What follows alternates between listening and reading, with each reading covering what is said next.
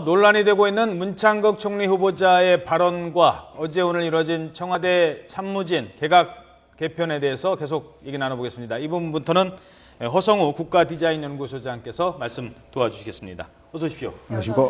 자, 일단 오늘 청와대 참모진 개편에 이어서 이제 개각 발표가 났는데 개각에 대한 간단한 평 어떻게 하시겠습니까?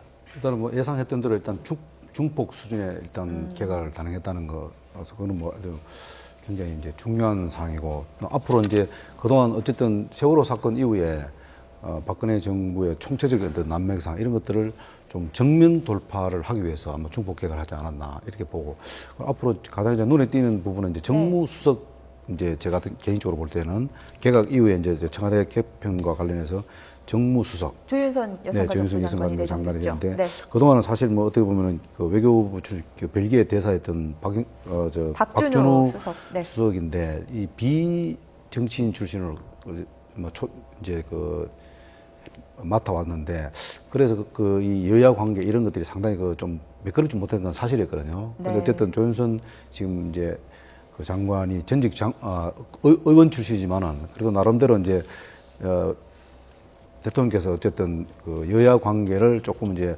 복원하려고 하는 그런 좀 의지가 좀 담겨 있지 않았나 좀 그렇게 봅니다. 알겠습니다. 정무수석 직접 해보셨잖아요. 네네. 어떤 어려움이 있고 또 어떤 요건을 갖추면 좀 도움이 되나요? 정무수석이 일단 그래서 시간에 굉장히 많이 쫓기게 됩니다. 왜냐하면은 일단 대통령을 보좌해야 되는 업무를 갖고 있고 또 청와대 내 주요 의사결정에 정무적 판단이 다 필요하기 때문에 그 온갖 회의나 또 대통령 보고에 참석해야 되는 그런데 기본적으로 시간을 굉장히 많이 할애를 해야 되고 그 다음에 이제 여당과의 대화 또 야당과의 대화 그 국회하고 원활한 청와대 소통을 이제 담당해야 되는데 그러다 보면은 사실 굉장히 일에 많이 쫓기게 돼요. 그래서 체력적으로 우선 좀 강해야 되고 조윤선 의원 같은 경우에는 장관 같은 경우에는 상당히 그 능력과 또 이렇게 소통 능력을 가진 분이기 때문에 오히려 그 여성이라는 장점을 잘 활용하면 남성은 시간이 많이 걸려서 해결해야 될 일을 여성은 조금 효율적으로 할 수 있는 장점도 있다고 봅니다.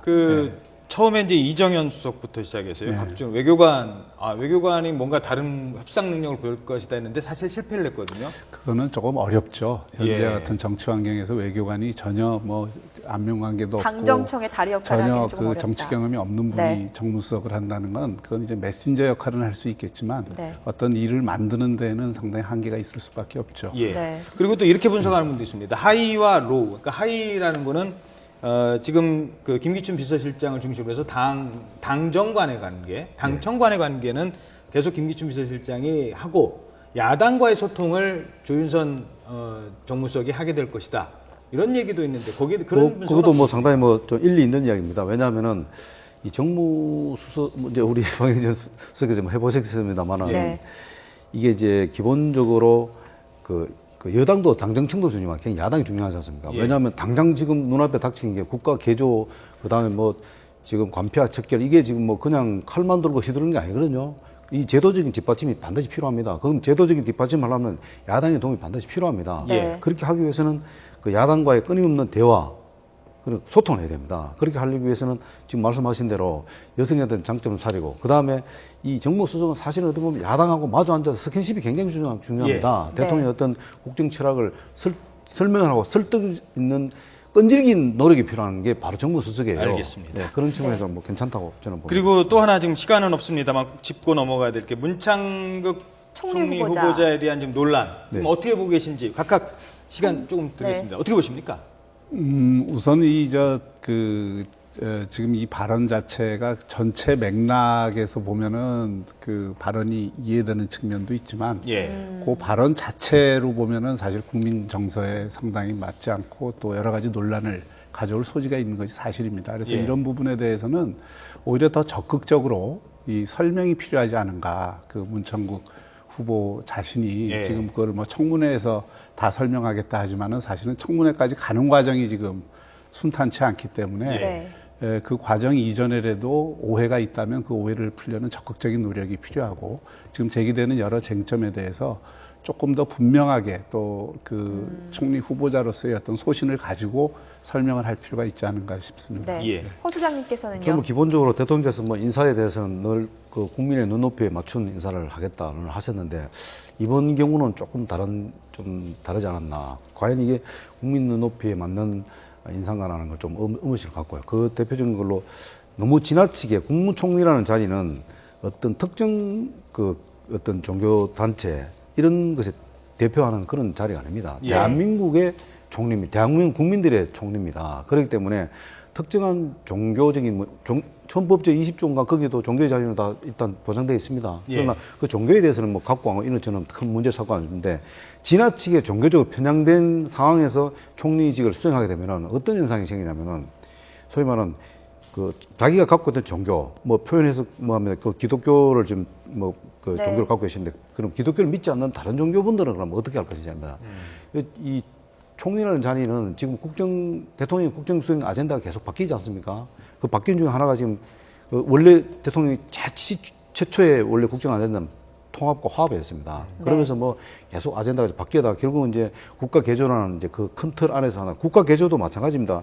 국가 개조도 국민들의 동의 없이는 국가 개조를 못 합니다. 그러면 통합과 조정 능력이 뛰어나야 됩니다. 총리라는 자리가. 그렇게 하면은 거기에 맞는 행보를 하기 위해서는 지나치게 편향된 종교관념을 갖고 있어서는 그 자리에 있기 굉장히 곤란하다는 거죠. 국민들이 총리로 만약에 임명이 되고 그게 통과가 만약에 된다 하더라도 마음으로 승복하지 않는다는 거죠. 과연 마음으로 승복하지 않는 그 총리를 국민들이 받아들이겠다는 거죠. 그 부분에 대해서는 청와대에서 분명히 한번 짚고 넘어갈 필요가 있다. 그리고 지금 어쨌든 지금 그 청문회 지금 요청서를 지금 국회를 지금 제출을 안 하고 있는 상태지 않습니까? 네. 그래서 자꾸 이게 자고우면할 게 아니고 이런 부분을 좀 더 명확하게 아까 이제 김영 의원 우리 이제 전 수석께서 말씀하셨습니다만은 어쨌든 지금 상황에서 법적 대응이나 이런 좀 카드를 꺼낼 게 아니고 자기의 신념과 소신 그다음 과거의 행적 이런 것에 대해서는 적극적으로 뭐 자세히 좀 해보라는 거죠.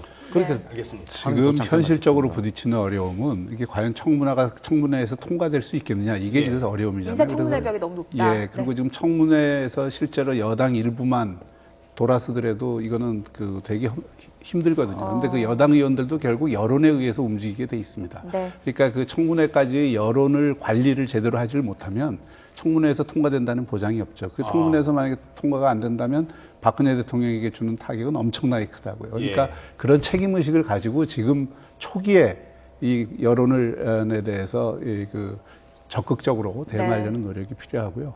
왜 탕평이 필요했나 하는 것을 다시 한번 생각할 필요가 있습니다. 청와대 입장에서도. 예. 네. 국정 드라이브를 강력하게 거는 것도 중요하지만 그 드라이브를 걸기 위해서는 국민들의 마음을 아우르는 것이 기반이 돼야 지금의 국정 환경에서는 힘을 가질 수가 있어요. 그러니까 네. 오히려 너무 가까운 사람들을 중심으로 해서 일방적으로 국정 드라이브를 걸지 가지고 말고. 가면 네. 그게 지금의 그 국정 환경에서는 오히려 역풍을 불러일으키거나 아니면은 원하는 바를 실현 알겠습니다. 못할 가능성이 네, 오히려 알겠습니다. 크다는 것이죠. 예.